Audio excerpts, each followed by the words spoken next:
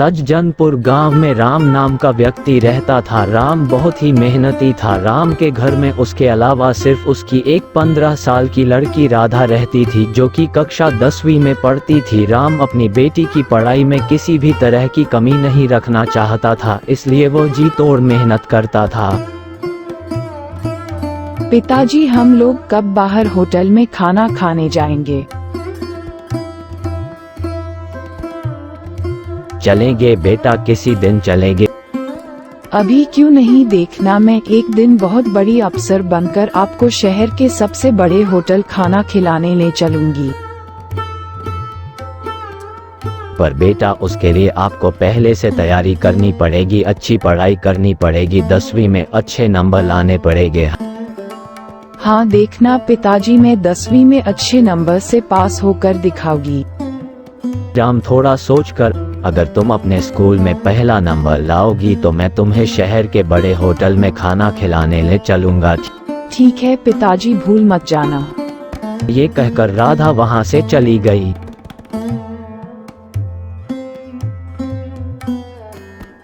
आखिर वो दिन आ गया। आज 10वीं का रिजल्ट था और राधा अपने स्कूल में ही नहीं बल्कि पूरे जिले में पहला नंबर लाई थी। राम अपने कहे अनुसार अपनी बेटी के साथ शहर के बड़े 5 स्टार होटल में खाना खाने पहुंच गए। जब वो होटल के अंदर आकर बैठ गए और मेनू देखने लगे तो कोई भी व्यंजन उनके बजट में नहीं बैठ रहा था। इतने में वेटर ने पूछा, सर आप क्या खाना पसंद करेंगे? आपके लिए क्या लाओ? आप मेरी बेटी के लिए एक प्लेट पाव भाजी लेकर आ जाइए बस, और कुछ नहीं चाहिए। सर आपके लिए कुछ लेकर आऊं? आप कुछ नहीं ले गए?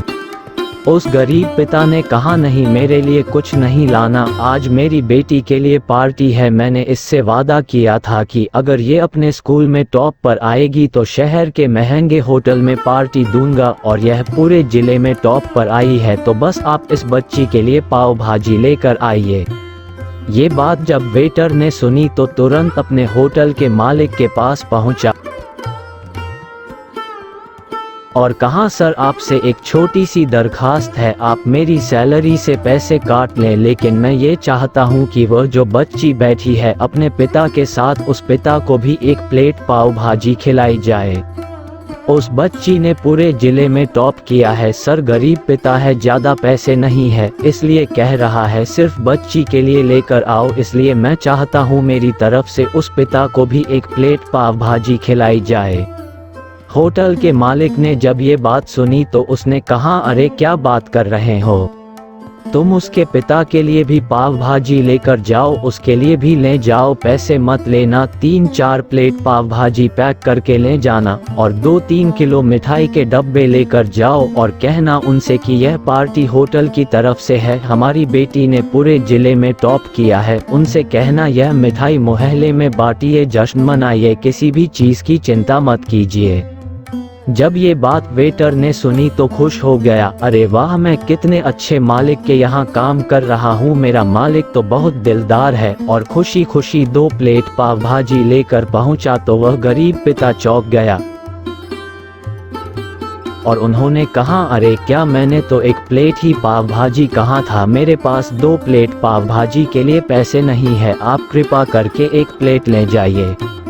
वेटर ने कहा, अरे सर आप हमें शर्मिंदा मत कीजिए, ये हमारी तरफ से है, आपकी बेटी ने, हमारी बेटी ने पूरे जिले में टॉप किया है। यह मिठाई के डिब्बे और 3-4 प्लेट पाव भाजी पैक करके ले जाइएगा और जश्न मनाइए। पिता और बेटी खुश हो गए। कई साल हो गए इस बात को। इतने सालों में वह जो बेटी थी राधा यूपीएससी की तैयारी करके कलेक्टर बन गई थी। अब ऊपर वाले का करिश्मा ही था कि उसी शहर में उसका आना हुआ तो उसने सूचना पहुंचा दी कि वह आने वाली है उस होटल में लंच के लिए। होटल का जो मालिक था उसे जब पता चला कलेक्टर साहिबा आने वाली है तो उसने पूरा होटल सजा दिया। पूरे गांव और शहर में बात पहुंच गई कि आज कलेक्टर जी आने वाली है। सब पहुंच गए कलेक्टर साहिबा को देखने के लिए।